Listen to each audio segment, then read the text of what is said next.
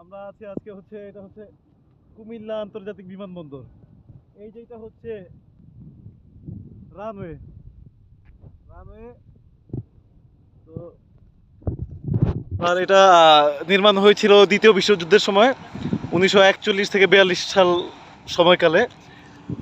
তো এরপরে এটা সার্ভিসে ছিল হচ্ছে 1976 সাল পর্যন্ত। এরপরে অকেজো, এটা টোটাল 77 একর জমির উপরে এই রানওয়েটা। এই যে ইপিজেডের পাশেই কিছুটা অংশ ইপিজেডের ফ্যাক্টরি হয়ে গেছে, বিশাল। এটা হচ্ছে রানওয়ে, ওইখানে হেলিপ্যাড, এই যে সিগন্যাল, ওই যে রাডার দেখা যাচ্ছে।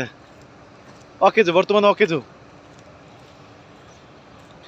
আমরা রানওয়ে দিয়ে হাঁটছি,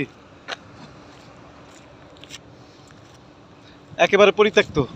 এইটা সার্ভিসে যাওয়ার আর সম্ভাবনা নাই সম্ভবত, হয়তো বা ডোমেস্টিক রুটে চলাচল করতে পারে বিমানগুলো, বাট এটা অতটা কার্যকর হবে না। আশেপাশে ভবন তৈরি হয়ে গেছে, তো ওই যে ভবন দেখা যাচ্ছে। ধন্যবাদ সবাইকে, আসসালামু আলাইকুম।